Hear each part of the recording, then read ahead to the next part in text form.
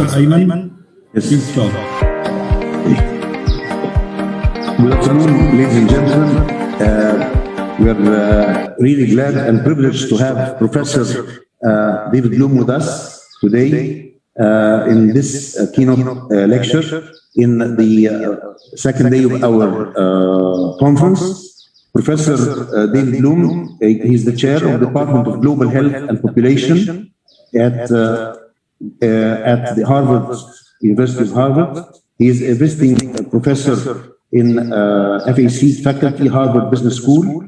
His PhD is in the field of economics and demography from Princeton University in 1981. He has a lot of research and experience, both in teaching, research, and practice in the field, in the demography in general, public health, and in the geriatric age group. We are privileged to have him today to talk about the vaccination, value and finance, and the implications for Egypt.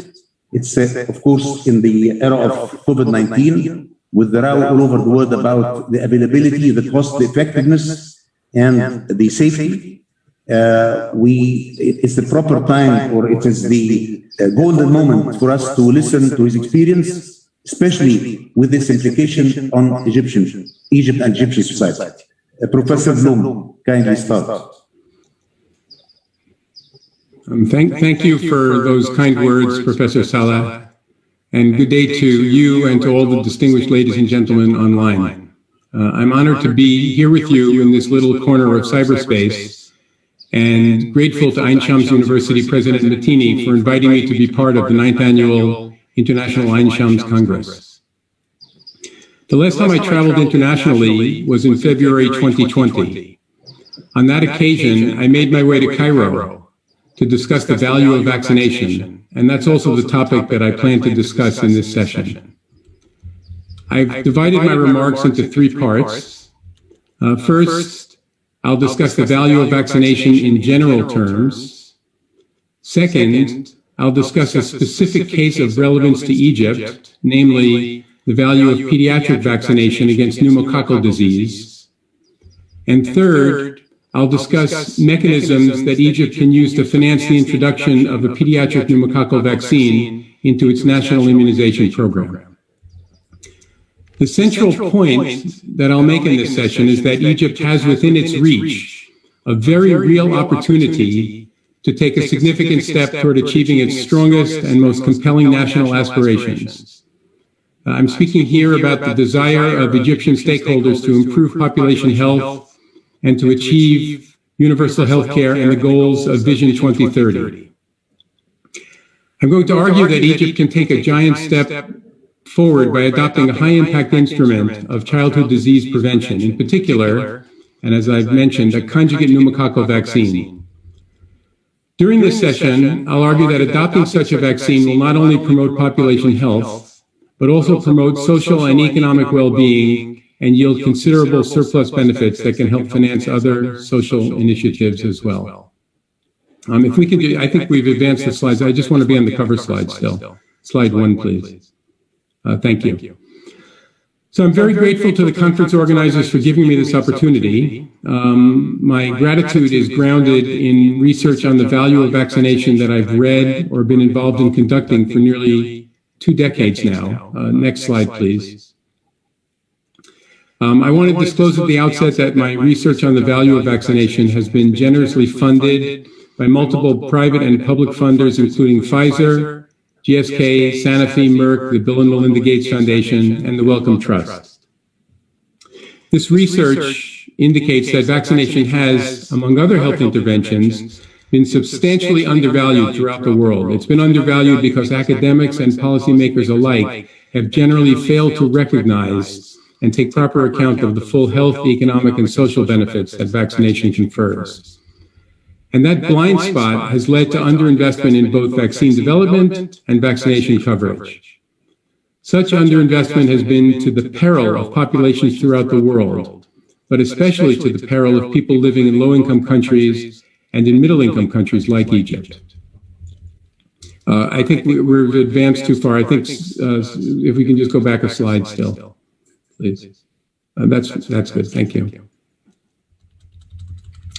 Reforming the health ecosystem so that vaccinations are, in general, properly valued and appropriately utilized will ultimately involve everything from rationalization and reform of institutions and practices for vaccine regulation, to advances in the way we conceptualize and operationalize health technology assessment, to increasing investments in vaccine development, testing, and delivery.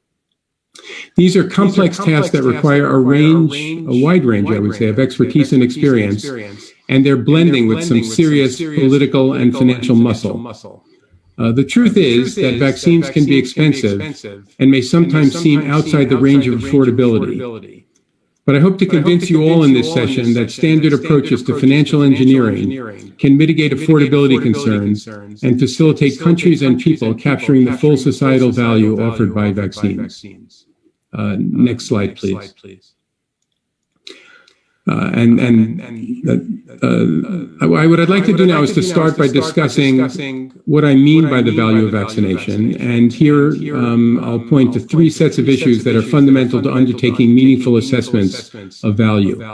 The first is perspective, the second is sources of value, and the third is metrics. Next slide, please. Thank you. Perspective refers to the stakeholder or stakeholders whose interests we're using to assess value. For example, are we looking through the eyes of vaccine developers, manufacturers, and distributors, through the eyes of health ministers or finance ministers, through the eyes of vaccine recipients and their families, through the eyes of employers, public and private donors, or are we looking through the eyes of society as a whole? Next slide, please. Sources of value refer to the dominant interests that are associated with each perspective. So for vaccine manufacturers, value naturally includes the risk-adjusted surplus of revenue above cost. For health ministers, it includes population health and healthcare spending. For finance and planning ministers, it includes public revenues and expenditures and the distribution of economic well-being.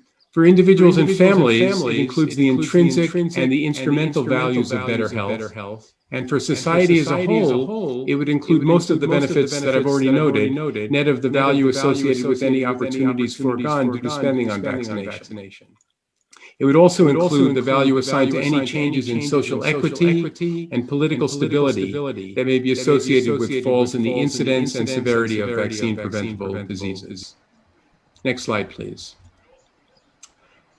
Now we have metrics. Metrics are what we use to measure value and set priorities among alternative uses of funds. And these need to have a clear and logical connection to the elements of perspective and sources of value. For vaccine manufacturers, a key metric is the commercial return on investment. For health ministers, a primary metric is incremental cost effectiveness. For finance ministers, metrics include fiscal balance and macroeconomic performance. And for society as a whole, a natural metric is a social benefit cost ratio that is reflective of a broad range of health, economic, and social benefits attributable to spending on vaccine development and coverage. Next slide, please. I'd like to quickly share a small subset of the ways in which health economists around the world have been failing us for decades by giving short shrift to the full societal benefits of vaccines. Conventional cost-effectiveness analyses, which is what health economists have mainly delivered to us, they basically capture direct health benefits and averted medical care costs due to vaccination. But today, we understand that these are but a fraction of the full societal benefits that follow from vaccination. First, in terms of the health benefits associated with vaccines, traditional health-centric cost-effectiveness analyses commonly neglect vaccine-caused reductions in the pace at which antimicrobial resistance develops.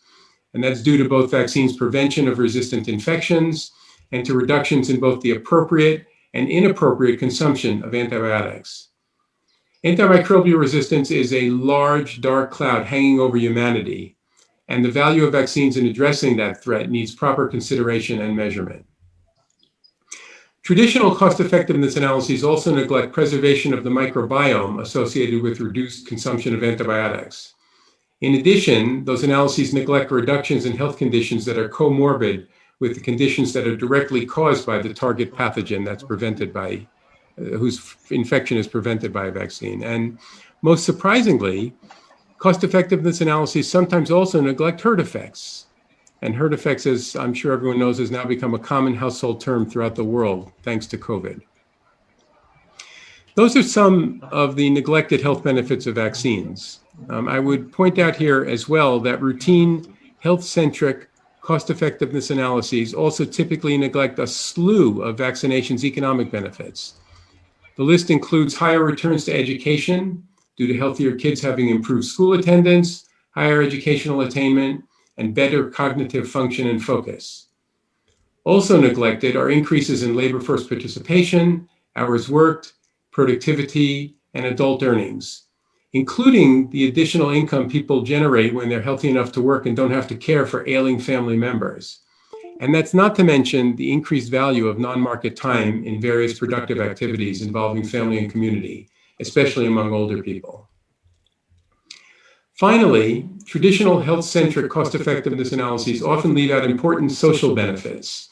And here I would simply draw everyone's attention to the improvements in social equity that typically result from the fact that the benefits of vaccines often accrue disproportionately to poor people who live under crowded conditions, and also to disadvantaged racial and ethnic minorities and vulnerable groups like women and children who may lack access to health care. As you can see from this discussion, vaccination programs offer a whole host of benefits that standard cost-effectiveness analysis tends to wholly or partly neglect. And this can lead to an inefficient allocation of social resources, also known as bad decisions. The idea here is that taking account of full societal benefits is consequential not just in theory, but potentially in practice and likely in practice as well. Suppose, for example, that a public authority decides that a vaccine does not create enough value to merit investment. But suppose also that this authority considered only a narrow swath of the vaccine's full societal benefits. We can't be sure that their negative decision is a good one. Perhaps the vaccine would have demonstrated high value for money had the authority focused on its full benefits. Now, I can tell you that with few exceptions, studies of the full societal value of vaccination point to rates of return that vary from attractive to absolutely eye-popping. I'm speaking of rates of return that easily surpass standard hurdle rates for health investments, and that even surpass the return on investment in basic education for girls. And that's important because basic education for girls occupies an exalted place in most of our minds and the world's treatises as an instrument of economic growth, development, and improvements in well-being. Next slide, please. The observations that diseases have wide-ranging impacts on society and that vaccine technologies offer benefits that far exceed just improving people's health and reducing medical bills should be familiar to all of us. Indeed, the fact that this conference is being held via Zoom rather than in person and face-to-face is a powerful testament to the wide-ranging impacts of diseases and the value of their prevention. Our lives have been ruled for the past year plus by the threat and the devastating impact of COVID-19. This has truly been a global catastrophe, and Egypt has felt major effects too, ranging from school, workplace, and mosque closings to the drying up of tourist flows and spending. COVID-19 provides self-evident proof of the negative effects of health risks on income and schooling, of the fear of visiting medical providers, of the anxiety surrounding health risks, of the importance of infection dynamics, herd effects, and comorbidities, and of the social and economic inequities in risks of infection and access to quality health care. The world now understands the enormous health, social, and economic value COVID-19 vaccines will safeguard, even more so in the face of the highly transmissible and more lethal variants of COVID-19 that are now circulating. And the proof of this point about the full societal value of vaccines is not limited to what will hopefully be a once-in-a-lifetime pandemic. The Egyptian government, as I'm sure most or all of you know, has undertaken a massive program to eliminate hepatitis C in its midst. Just over 5 years ago, Egypt had the highest hepatitis C prevalence in the world, but the widespread and government-sponsored treatment and prevention of the disease is a tremendous success story today. Of course, this has not been inexpensive. In fact, it's estimated that the screening and treatment program cost over 200 million US dollars from 2018 to 20. But the investment was a wise and beneficial one. Over 50 million Egyptians were screened and were, when appropriate, treated for hepatitis C.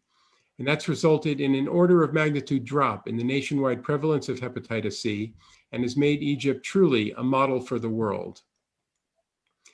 But as we all know, there are multiple threats to population health. And what I'd like to do now is to switch gears to focus on a different health issue, one that's been a long-standing and significant thorn in Egypt's side. Next slide, please. The health issue that I'd like to focus on now is pneumococcal disease. This disease, which actually is a collection of diseases, is caused by a bacterial infection to which children and older people are particularly susceptible. It's the leading cause of death of children under age 5 globally, and sadly, Egypt has not managed to escape its grip. For example, approximately 11% of deaths of children under 5 in Egypt are caused by pneumococcal disease. Pneumococcal infection causes conditions like pneumonia, meningitis, septicemia, and inner ear infection, and can result in a wide range of long-term physical and cognitive sequelae. Fortunately, the world now has at its disposal vaccines for preventing pediatric pneumococcal infection. These vaccines are so effective that the WHO insists that pediatric pneumococcal vaccines are essential, not a luxury for inclusion when it comes to inclusion in countries' national immunization programs. For Gavi-eligible countries, these vaccines have been a component of Gavi support for over 10 years. It distresses me to report that Egypt has not adopted a pediatric pneumococcal vaccine in its national immunization program. It distresses me because that means that Egypt is not one of the 160 countries around the world that have adopted a pediatric pneumococcal vaccine. Egypt is also not among the 15 countries that have either adopted or plan to adopt a pediatric pneumococcal vaccine in the Middle East, among the 18 countries in the Middle East and North Africa. That means that Egyptian children and others are experiencing a significant level of vaccine-preventable pneumococcus-related morbidity and mortality. As an economist, what makes me most distressed is that pneumococcal vaccines tend to be extremely cost-effective and to produce outsized societal returns because of the considerable benefits they confer in terms of people's health, education, labor participation, productivity, income, peace of mind, and so forth. Next slide, please. Next one further. Thank you. Even among its peers in the Middle East and North Africa, Egypt is an outlier when it comes to pneumococcal vaccination, as I've just indicated. As of 2015, and you can see that in this slide, 10 of the 18 countries in the MENA region had adopted a pneumococcal vaccine into their national immunization programs. Egypt is one of the 8 that hadn't, and its pneumococcal incidence rates reflect that. Every country that had a pneumococcal vaccine in 2015 in its programs had lower incidence rates than Egypt. And I find that to be compelling real-world evidence that pneumococcal vaccination causes appreciable declines in pneumococcal disease prevalence. And I can also point out that since 2015, 5 countries have adopted or plan to adopt pneumococcal vaccination. Notably, that list of 5 countries includes all 4 countries that had higher pneumococcal incidence rates than Egypt in 2015. And that means that Egypt is now one of only 3 countries in the MENA region not to have a pneumococcal vaccine in their national immunization program, placing it alongside Syria and Iran. And of the 3, Egypt, Syria, and Iran, Egypt has the highest pneumococcal incidence rate as of 2015. My point here is that Egypt is bucking the global and the regional norm with regard to pneumococcal vaccination, and it's doing so at a cost to population health in Egypt and also at great economic cost. The economic cost is apparent from cost effectiveness analyses that my colleagues and I have conducted. These analyses indicate that pediatric pneumococcal vaccines would be either highly or extremely cost effective if introduced in Egypt. The analyses we've conducted also reveal absolutely eye-popping rates of return to spending on pneumococcal vaccination. I'm talking here about estimated rates of return that are in excess of the returns to investments in girls' education, which, as I mentioned earlier, most development economists think of as representing the high end of the yield scale. Our estimates of the return on investment in pneumococcal vaccination are in fact actually conservative, which means that the true returns that Egypt is likely to realize would likely blow the socks off most and perhaps all alternative uses of public funds in Egypt. There is, however, a stumbling block in all of this. The stumbling block has to do with the fact that high returns are necessary for an investment to be advisable, but are not sufficient to implement it. Implementation requires funds that many cash-strapped countries simply do not have readily available. Put another way, high returns don't guarantee affordability. And that brings me to the third portion of my remarks, which has to do with financing the introduction of pneumococcal vaccines. Next slide, please. And one further, please. In general, sorry, one slide further, and one more. Yes, thank you. In general terms, there are 5 sources of public funds that can be used to expand a national immunization program. The first source is funds allocated to other purposes that have, for some reason, gone unspent and can be repurposed. Based on work that some colleagues and I have done in the Philippines, Nepal, and Mongolia, the existence of such funds is more common than one might normally think. Philanthropic donations are a second source of funds. I'm thinking here of funds from religious communities and from organizations like the Wellcome Trust, the Bill and Melinda Gates Foundation, and a large number of bilateral and multilateral agencies. Tax revenues are a third source of funds for expanding a national vaccination program. The fourth source of funds I draw to your attention involves crowding out low return or underperforming health programs and crowding out low return or underperforming non-health programs. And the fifth and final source of funds involves the issuance of government debt, typically in the form of multi-year bonds. Next slide, please.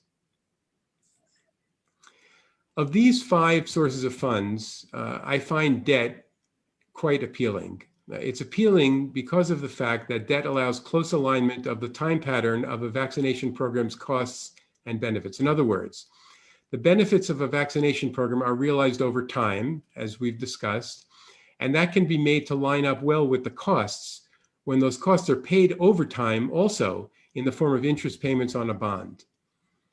Perhaps the most familiar debt instrument we have is a traditional sovereign debt bond, and that instrument is quite straightforward. Basically, the government borrows money at the beginning and then pays it back with interest over time. It's this feature of debt that allows the government to align their costs and benefits. Rather than requiring a large upfront cost by the government, debt can be structured so that the government doesn't pay a large sum at the beginning and instead backloads the cost to coincide with the benefits of the vaccination program.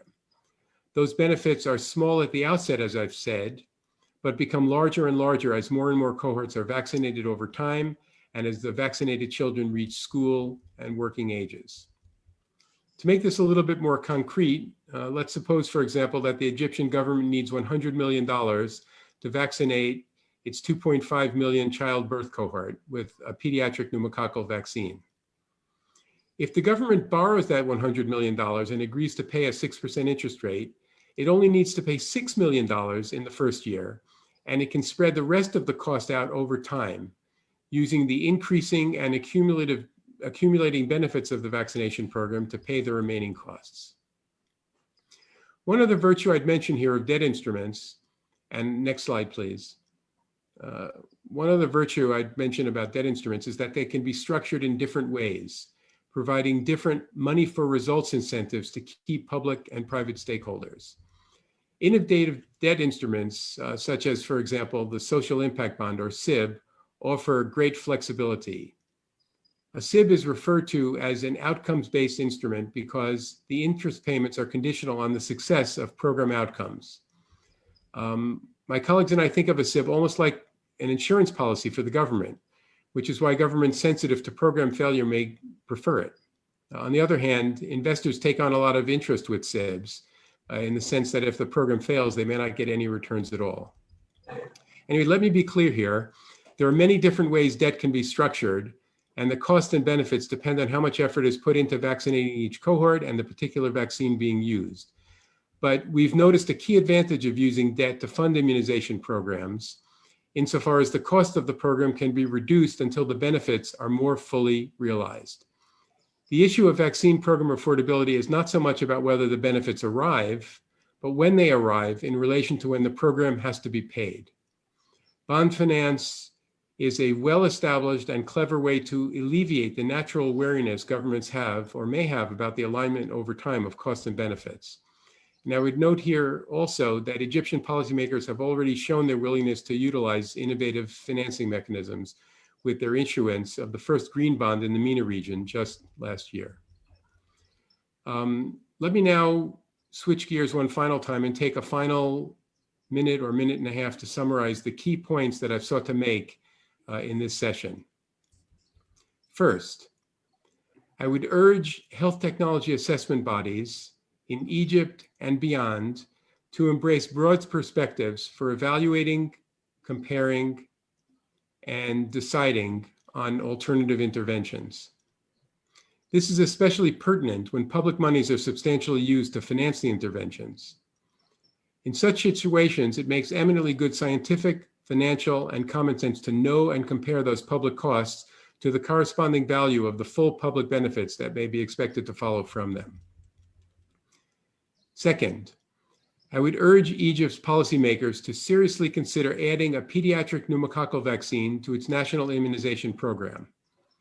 Taking this step will promote and protect the health of Egypt's people through direct protection of children, through herd protection for older people, and through indirect protection for all Egyptians through reduced rates of antimicrobial resistance, nosocomial infection, and related comorbidities, and also via greater peace of mind.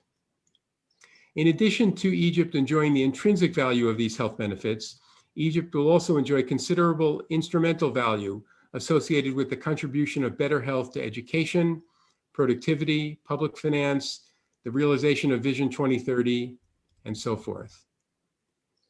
The second recommendation is closely aligned with WHO recommendations and the experience of 160 other countries, including most countries in the Middle East and North Africa. In addition, rigorous analysis for Egypt, which my colleagues and I have conducted as consultants to Pfizer, shows that the adoption of pneumococcal vaccines are somewhere between highly and extremely cost-effective and conservatively offer returns on investment that are quite substantial by any conventional standard. Finally, I would urge that Egyptian policymakers not allow themselves to be paralyzed by current fiscal stresses or victimized by a preconception that additional vaccines are not affordable. Debt mechanisms, which have very flexible designs, are a natural way to reduce risk and push vaccination costs into the future so they align more closely with vaccination benefits. I think we all understand that vaccination programs are costly to do. What I am saying in this session is that in many cases, including the case of pediatric pneumococcal vaccination in Egypt, vaccination programs are far more costly not to do, and especially when viewed through the lens of full societal benefit. Egypt would do well to avail itself of the considerable value within its reach by introducing a pneumococcal vaccine into its national immunization program. Next slide, please. I'll close now, and I'll close simply by thanking you all, and also by acknowledging many of the terrific set of colleagues you see on this slide that I've had the pleasure of working with on the ideas I've covered in this session. Thank you. Thank you, Dr. Salah. Thank you very much, Professor Bloom, for this really enjoyable, informative lecture. And you made it through this, through the model or the example of pneumococcal vaccine. You made it very clear how vaccines should be evaluated beyond the traditional cost effectiveness. And to me, it was also very impressive to know that the most promising parameter that we should include in all our cost effectiveness, the promoting girl education as the top of the list of parameters that improve the economy and should be involved in our cost effectiveness. If there is any question or comment from I see Dr. Miteni is with us, Dr. Magdi Tawfiq, if anyone would like to comment or ask, I keep a small question at the end, but if anyone would like to comment or ask Professor Bloom.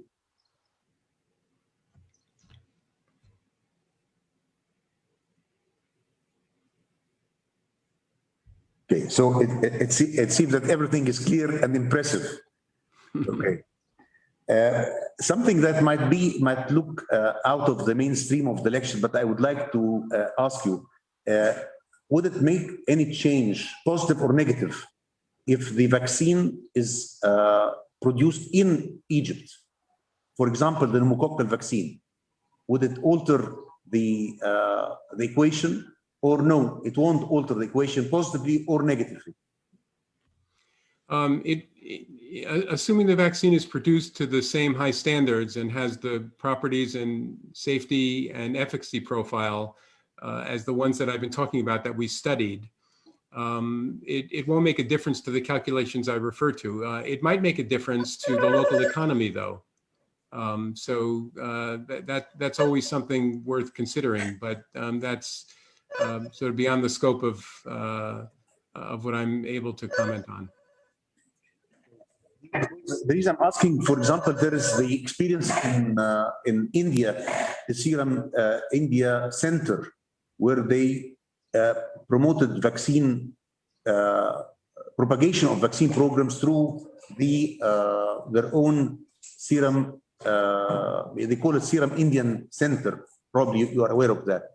So that's why I'm asking this question: whether producing it, of course, with the same quality control, would this maybe on the other hand, maybe you tell me that this will alter the equation to the negative. That's to say, maybe this would add further cost to the equation. So I think it would add potentially further value to Egypt by creating jobs through technology transfer and so forth. It certainly has done that in India. The Serum Institute of India is actually the largest vaccine manufacturer in the world. At the moment, they're heavily engaged in producing many vaccines, including COVID-19 vaccines. But the fact that it's localized is, I would say, a benefit to the economy of India. It's worth considering to be sure that Egypt has the capacity and the interest to introduce sort of local manufacturing plants as well. Any other questions or comments from the audience or Dr. Miteni? Yes. Yes, Dr. Miteni is with us, Dr. Bloom. He finished his meeting and is online with us now. I'm so sorry for being late. Thank you very much, Professor Bloom, for the wonderful talk. I suppose I missed actually the first half of it at least, so I'm sorry. But I noticed in your conclusion that you're stressing a lot on the pneumococcal vaccine as to be mandatory within our armamentarium for vaccine for the Egyptian pediatric age and for the 2.5 million newly born every year. Of course, this is very much appreciated, but I imagine that you can consider the huge financial impact needed for this. And I rapidly picked up your solutions that you propose, which all of them are very valid and worth considering, of course. And I think we will put this in our consideration from now on. But I want to go back to the COVID-19 and the vaccination of the COVID-19. I don't know if you covered it or not, because maybe I'm again sorry that I missed part of your talk. COVID-19 and the 4 available vaccines, 3 from the United States, 1 from England. And I don't know if you mentioned about the Russian and the Chinese, which we cannot ignore in the market nowadays. So if you can elaborate a little bit on the Chinese and the Russian vaccine, that I know that they have an issue with the West and it's not approved, at least in the United States and maybe in Europe as well, for the time being. And what's the prospect in the near future for them? and the availability problem. If we are going, all of us, to stick to the American vaccine or the AstraZeneca one, we have an availability. It's not only price, it's an availability problem worldwide. So for our part of the world, what's your insight about that? So I think we need a few words about COVID-19 vaccination and the current situation. So thank you, Professor Mattini. I appreciate the question. I think you're asking one of the most fundamental and central questions of the day in terms of the different COVID-19 vaccines. I would start by saying that the different vaccines have different properties in terms of efficacy, in terms of side effects, in terms of number of doses required, in terms of cost. And all of the principles that I referred to earlier are applicable to assessing the different vaccines, comparing the Russian vaccine, the Chinese vaccine, the Pfizer vaccine, the Moderna vaccine, as well as the AstraZeneca vaccine. And there are others that are coming as well. I think the issue of cost effectiveness is absolutely self-evident here, as is the high rate of return. And I referred to COVID-19. I did refer to COVID-19 earlier because I think all of the principles of vaccine assessment that we've learned because of COVID-19 apply equally and must apply equally to pneumococcal vaccines and other vaccines elsewhere in the world.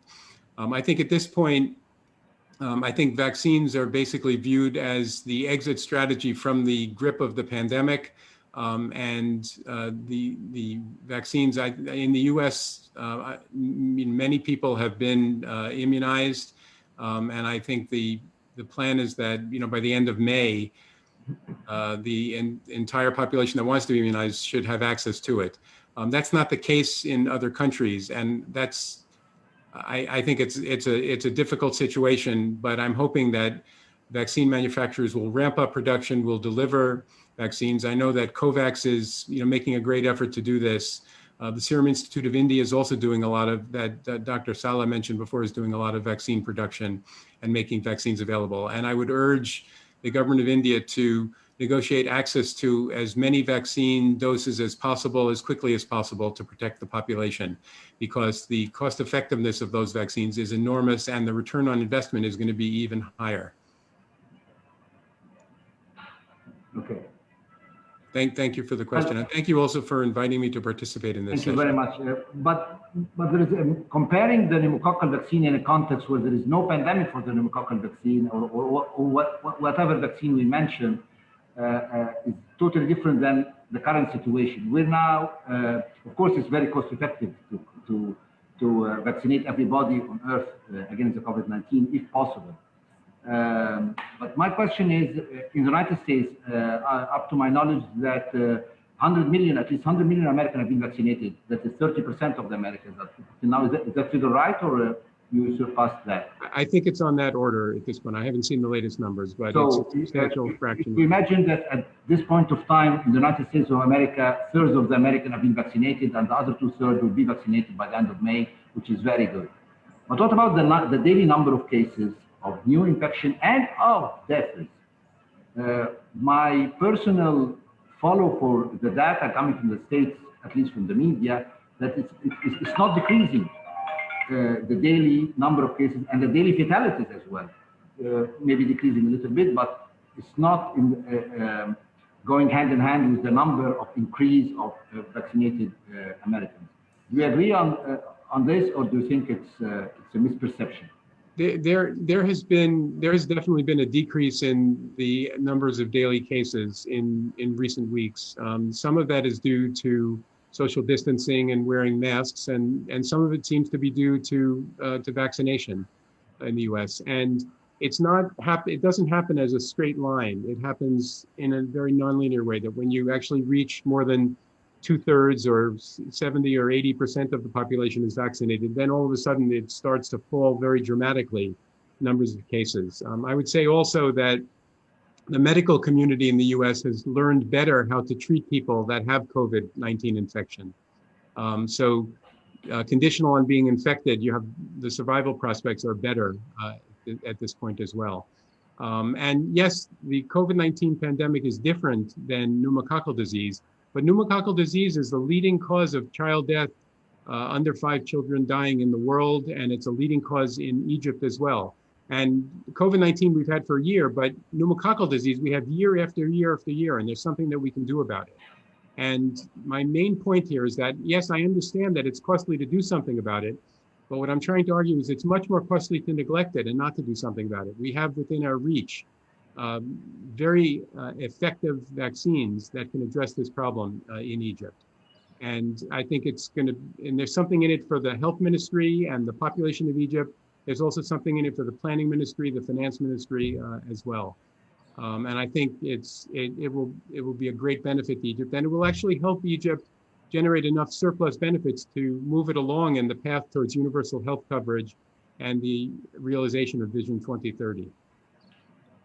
Okay, thank you very much for your answer and for your elaboration. And I leave Professor Saleh to end the session. Okay, if there's no further comments or questions, I would like to thank you very much, Professor Bloom. And by the way, Professor Miteni, Professor Bloom has generously offered to help or to cooperate with Ain Shams University to promote the concept of health economics, whether among undergraduate or postgraduate, and to cooperate with any society, scientific society relevant to Ain Shams, to promote this concept and this science. And I'm going to contact him later on to arrange for this. I'd like to thank him very much for this initiative and thank him for his time and effort to share with us his knowledge and experience in the field of vaccination and its economic impact. Thank you, Professor Bloom, and thank you all of you for attending this session. If I may jump in and thank again Professor Bloom for his wonderful talk. And if I may take from your words, Ayman, we need Professor Bloom to stick to Ain Shams and not to the societies. Let's start by Ain Shams. Okay, so we would like to have you mainly with Ain Shams. We want to get the maximum out of him because he hasn't got time for everybody. So please, Professor Bloom, stick to Ain Shams. I would thank you for that. I'd be absolutely honored to do it. And I'm also very happy to host faculty and students from Ain Shams at Harvard University. So we can think about a full exchange program. We'll do that. With pleasure. Thank you very much. Okay. Thank you all. Thank you all. Thank you. Bye-bye.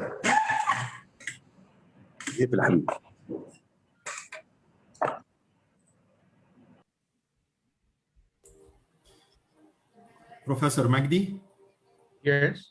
Yes, we are ready for the keynote lecture. Professor Pamela, you are with us? Yes. Okay, Professor Magdi, please start.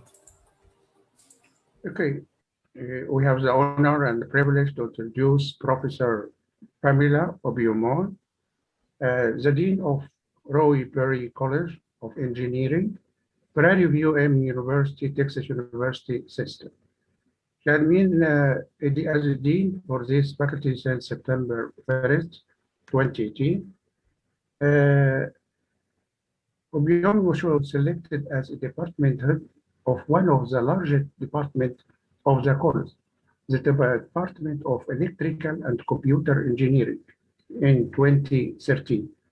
Under her leadership, the department was awarded about $18 million in grants from Chancellor Research Initiative of the Texas University System. The grants aided to establishment of 3 centers: the Computational Biological and Bioengineering Research Center, Cybersecurity Research Center, and Center for Advancing Innovations in Smart Microgrid. Dr. Obiumon research interests are in the area of integrated microsystem for environmental sensing powered by smart system using field programmable gate arrays and the design of FPGA-based controller for autonomous vehicles. She has published over 52 papers in referred journal and international conference, and she supervised about 21 master and PhD candidates. Please, we appreciate, of course, your joining us today in this conference. And now we all will be glad to listen to your lecture. Go ahead. Thank you so much, and thank you for allowing me to be a part of this conference. Again, I'm Pamela Beelman. I'm the Dean of the Roy G. Perry College of Engineering at Prairie View A&M University. So the topic that I will be speaking on is disruptive technologies. And one of the reasons why I decided to present this is because we are pursuing a MOU with your university with hopes that we could possibly exchange students or conduct research and collaborate. And so I wanted to share with you some of the things that we're doing on our campus, as well as some of the things that we should expect in the future. So with that being said, I will start my slides. So I'll start out talking about disruptive technologies and then how we are preparing our students for the future. So basically, when I say that a technology is disruptive, it actually means that the technology will significantly alter the way that consumers operate or businesses operate. Here's an example. Web-based video, Netflix, basically disrupted video stores. They basically went out of business when this technology came on board, and right now it's a disruption for cable. Another example is Uber. Uber disrupted the traditional taxi cab industry. So we have a few technologies that are really disrupting everything, and it's changing the norms of our society. And so the six that I'm going to focus on are basically ones that we focus on at Prairie View A&M University, but there are actually 13 that really most of the literature talks about. But the six that I'll focus on is artificial intelligence, 3D printing, 5G, the Internet of Things, virtual augmented reality, automation and robotics, and blockchain. So of course, you all are familiar with artificial intelligence and machine learning. It's already a big part of our lives. If you pay attention to the web, of course, you see the chat box. You're familiar with Google Home and Apple Siri. Even artificial intelligence, it's able to give us our preferences. It looks at our activities and behaviors and tell us, make predictions. I know, for example, for me, when I'm going to work, my car basically tells me, you have 26 miles for work. On Sundays, when I get in the car, it knows that I am getting ready to go to church. So it watches us, and artificial intelligence basically look at our activities and can predict. Of course, Google is building an algorithm that enables AI to learn to drive in a way that's similar to humans. But even given all of this, we still have not reached the full potential of artificial intelligence. We still have a long way to go. So it's going to be around for a long time, especially because we're rolling out 5G currently. And then, of course, robotics and automation is changing. So there's so much more for AI in that area. In 2020, last year, there was a breakthrough in conversational AI where the artificial intelligence systems were able to understand regular language and basically generate language. So that's going to spur more investment. So that is definitely a feature that will definitely be up and coming in the future. Also, AI processors. This year, there was a market of about $5 billion for artificial intelligence processors. And the projection is that that market will be at about $22 billion in the year of 2025. So this is definitely an area that you would want, and we want our students to get engaged in and be invested in. Also, as a part of AI, we're focusing on deep learning, the computing platform for artificial intelligence.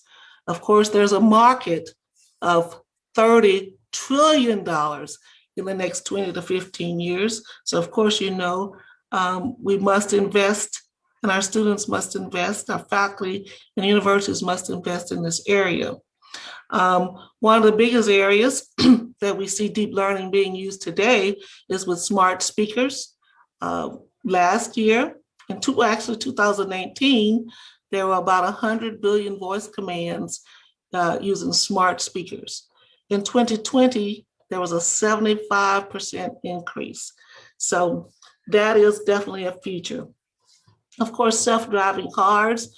Here in the US, we have the Waymo's autonomous vehicle that's driven over 20 million miles, including through cities of San Francisco, Detroit, Phoenix, all different areas. So deep learning is very, very important in that area as well.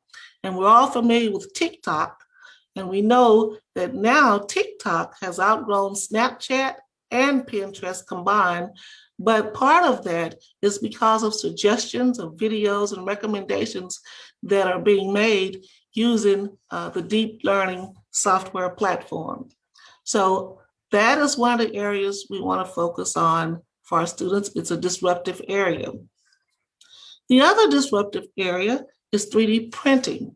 Of course, 3D printing has been around for a long time. It's been around since the 1980s, but it has just recently become very disruptive to the manufacturing industry. The picture on your right is the SpaceX Falcon 9 rocket. And on that rocket, they 3D printed many parts of that rocket because they were able to create superior parts with superior strength. So 3D printing is really a big part of our lives now, even with NASA on the space station. They're using 3D printing to replace any parts that are broken. One of the biggest areas that you will see investment in the next 10 years is in the area of body parts. Right, currently, in the year of 2025, it's projected that $120 billion will be spent in this area in 3D printing and additive manufacturing. And so bioprinting is really in its infancy. So there's so much more in that area, and we will see a lot more. The Dutch, they basically have built a metal bridge using 3D printing. And of course, a company in China has built an entire home. There's the capability right now of building homes that cost $2,000 and more using 3D printing. But this particular home, they were able to build it to where it would last for 150 years. It could withstand any type of earthquake for the most part, and they were able to construct it in 15 days. So we know that 3D printing will be around for a while, and it's an investment that we should have for our students, and our students should get engaged in that area in engineering units. The other area is 5G. 5G is very, very promising. It's 5 times faster than the 4G capabilities. Well, when we moved from 3G to 4G, because of the speed that we were able to build using that capability, we were able to build apps like Uber and Airbnb. These were disruptive technologies because, of course, again, Uber changed the entire taxi industry and Airbnb impacted the entire hotel industry. So these are very disruptive to the operations that we have now. So with 5G, it's going to bring so many more strengths and so many more new, I guess you could say, disruptive activities, but in particular, self-driving cars. It will enhance that, as well as IoT, the smart cities, using the Internet of Things with sensors and all kinds of devices. And then The other biggest disruptive technology is the Internet of Things. Now that's old, the Internet of Things, because now it's called the Internet of Everything. And the potential for this area, it is projected that it will be $11.1 trillion industry by 2025. And I didn't say a billion, I said trillion. So our students and our young engineers and industries have to get engaged and be involved in this type of, in this area. So IoT is what is going to help us make the transition into our smart cities. The next area is augmented reality. Of course, we're already using that in some areas of education, and the projected use is more into navigation. They're suggesting that it will replace some of your GPS systems. It's used in advertising, communications, and it's used a lot in training. A lot of the companies, I know one company is really focusing on it, and that's the helicopter company. They're training people on how to fix their machinery using 100% augmented and virtual reality. It's here to stay for the next 10 years. The other disruptive technology is blockchain. And blockchain was developed through Bitcoin, and it is already disrupting the banking sector. It's enabling people to be able to share resources, as resources such as your cars. You know, it's impacting the car rental industry. Now people can plan and share cars as they travel from one area to another using this blockchain technology. And according to the Gartner company, it is projected to generate as much as $1.55 trillion by the year of 2025. So getting engaged and engaging our students and having them to learn about this technology is very, very important. One of the things that rolled out last year, UPS rolled out its first drone airline, and blockchain was the technology that they used to maintain and also to be able to keep up with the various drones or to track the drones. So blockchain is here to stay, and it is worth us engaging. Of course, automation and robotics. Robotics is in every aspect, everything that we look at in terms of manufacturing, self-driving. One of the biggest areas now is medicine. It is a disruptive force. It's much cheaper than human beings. So of course, you will see people lose jobs, or people will have to develop new skills. And in particular, they're stating that over 120 workers worldwide will need to be retrained over the next few years because of robots and AI. So this is another area that we should keep our students engaged in and try to remain on the cutting edge in engineering. So I listed 7 disruptive technologies. The next question that I ask myself is, how do you prepare students for a workforce that's for the future? These will be jobs that are really not defined yet. We don't really know what those jobs are, but we know they're coming. And we know many of them are here, and people are exploring and in a learning mode right now. So as we look at some of our experiences, some of the things that we're planning to do at our university and in the universities that we collaborate with, is we're trying to ensure that our students have good fundamental skills. We're trying to ensure that they have the hard skills in engineering, and then they have a good exposure to software architecture, coding, algorithms, data structures, data analysis, lots of data science, as well as machine architecture and design. Those are fundamental basic courses that we try to ensure that most of our engineers get exposed to. As well as we place a strong emphasis on lifelong learning, because in particular in our undergraduate program, as well as our graduate, master's and PhD programs, because this knowledge becomes obsolete so quick. These disruptive technologies are growing exponentially. They're changing almost by the day. So the students have to learn to stay continuously informed on the upgrades in those technologies.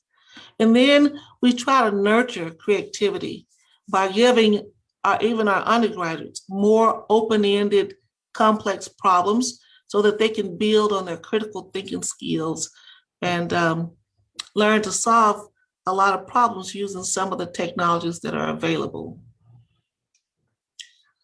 We also, over the last, I would say, 5 years, we have tried to prepare for this disruption in these types of technologies. So what we've begun to do at Prairie View A&M University in the College of Engineering, we started hiring top faculty, our people in this area, people who had expertise in AI and the Internet of Things and virtual reality and data science and machine learning.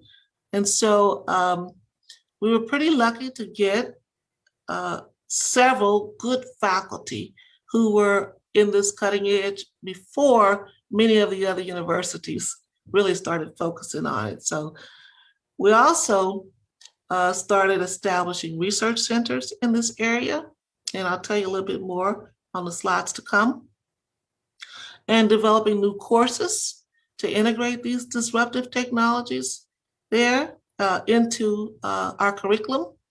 We launched graduate programs, we launched graduate certificates, and we established credential certificate programs. And then this last 2 years, we've been trying to build our relationship with our industry partners who are strong in these areas.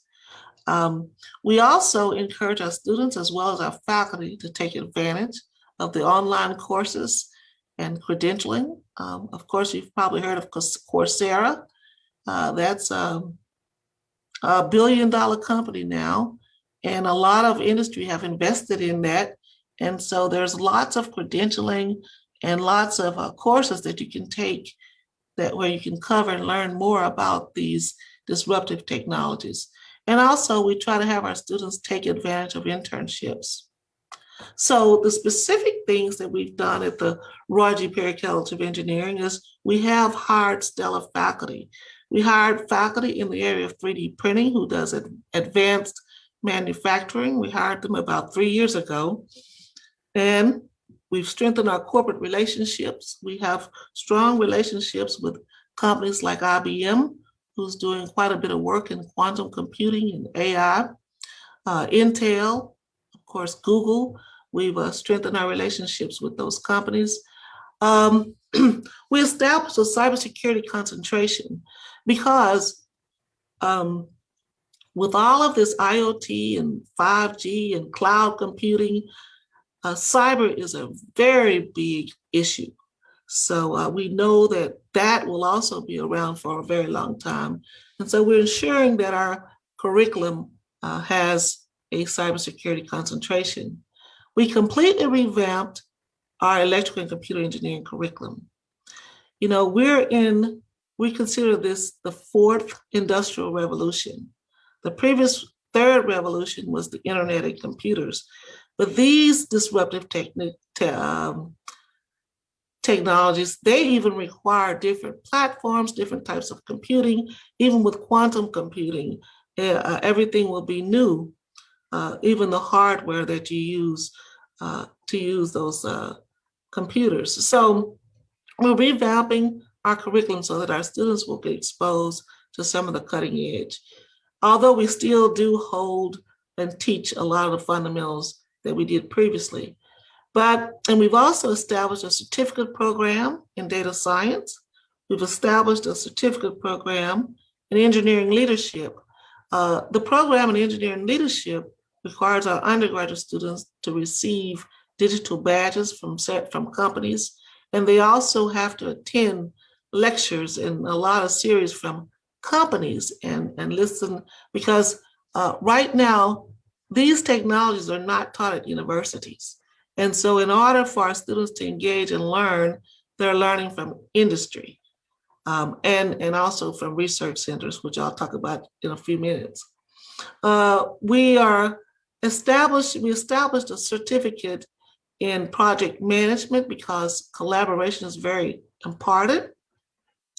But one of the key things that we've done is we established a relationship with IBM where they do quite a bit of credentialing and giving digital badges in this area. So for the most part, we train our students on areas such as design thinking, AI, blockchain, and cybersecurity. And then they go to IBM and take exams, and they can obtain digital badges and become certified in that area. Some of the other things that we're proposing, we're starting a new degree now in cybersecurity. We're proposing a new data analytics concentration in our computer science department. And also in our computer science department, we're proposing an undergraduate certification program in artificial intelligence, machine learning, and deep learning. We're also trying to bring in courses in quantum computing and the Internet of Things. We hired faculty who are experts in the area of the Internet of Things. So we're ready to start teaching courses in that area. And also, in order to nurture creativity and for our students to focus on open-ended projects, we've launched a new Intel Innovation Center. And in that center, we basically give students, it's a maker space for the most part. And we use a lot of chips and a lot of devices from Intel, and we give our students open-ended problems, or we work with the Intel company, and we look at some of their business challenges and give those challenges to our students to work on to keep them engaged. So again, our goal is to close the gap as our students transition to the workplace. And so we continue with our internships. We've added more industry partners to our advisory boards. And we've started a series of tech talks on our campus. They're bi-weekly talks. And we also have asked our business partners to support our graduate students. You know, for a long time, we focused on graduate assistantships and TAs and things of that nature. But now we're really asking our business partners to support our PhDs and master's students so that they can get more exposed to some of the cutting edge tools that are being used in industry. For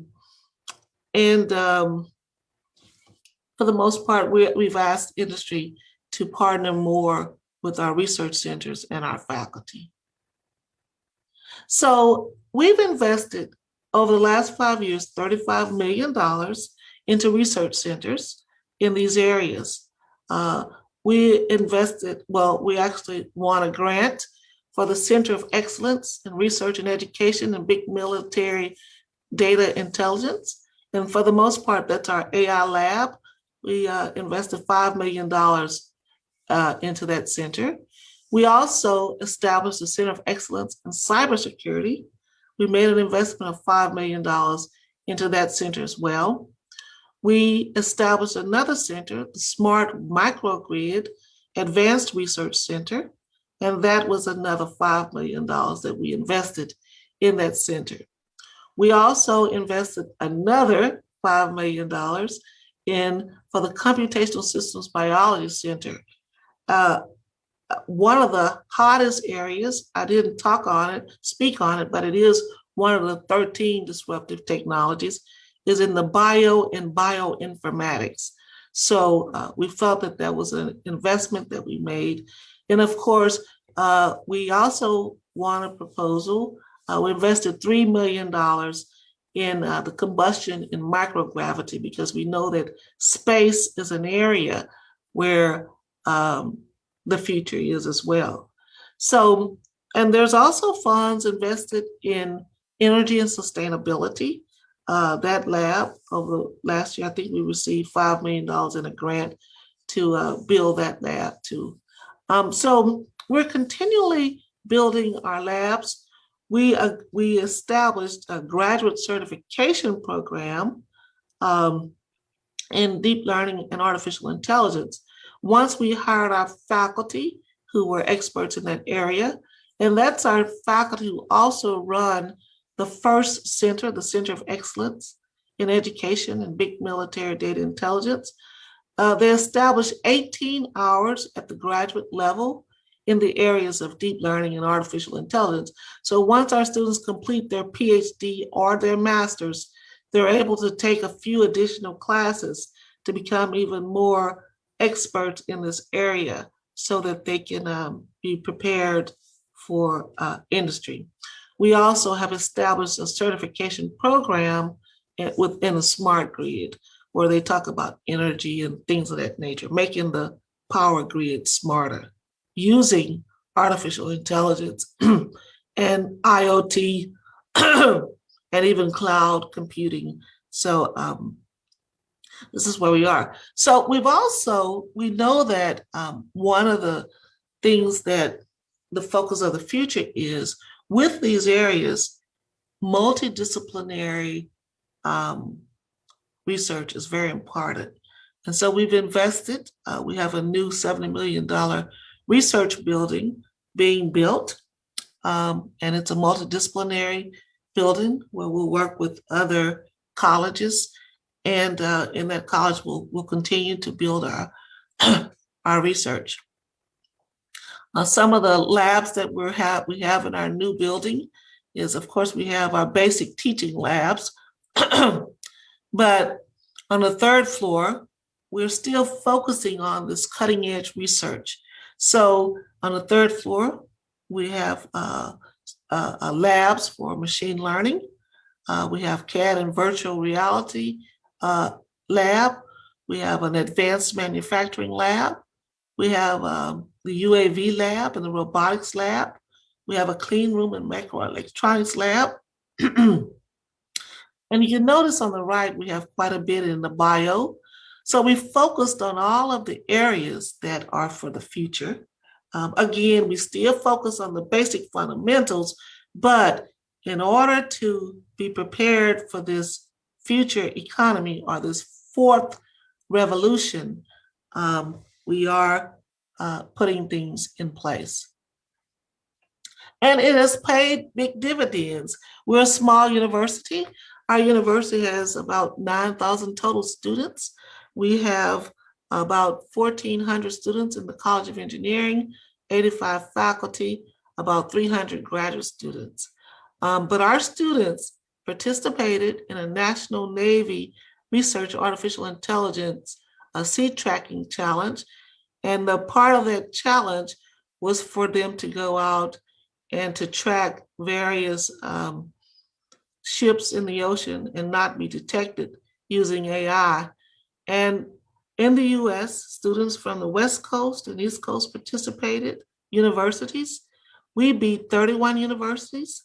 Many of those universities were top tier research universities and Ivy League schools. And our unit, our Prairie View University, won first place. So we're very excited about what we're doing at our university. And one of the things, and again, the reason why I am here as a keynote speaker is because we're interested in establishing a relationship with your university and also work with your students. We have a lot of international faculty, in particular, international students in our graduate program. We have about 51% of our students in our graduate programs are international students. So I've been working closely with Dr. Shakur, and we currently have an MOU that's being routed and signed by our president at our university, and I believe we'll be coming back to your university shortly. So this is what we have in a nutshell. And that's my last slide, so I will take that off and take any questions if you have questions.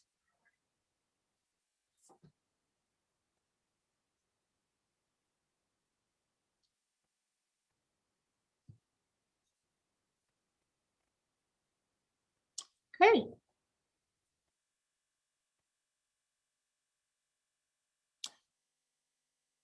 Well,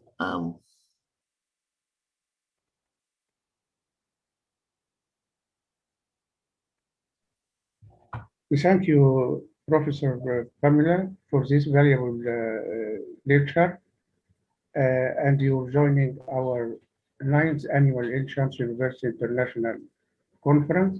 And if anybody had a question, please raise your hand. As you know, Professor Pamela, we have a joint memorandum, signed memorandum between university and the Insurance University. And I hope some of our PhD or master candidates can join your lab and your program to train in this field. It is very interesting field, and I think we have to do some joint work between your program and our lab here in Insurance University. We thank you again for joining us. Okay, all right. Well, thank you, and bye-bye. Welcome. Thanks a lot. Bye-bye.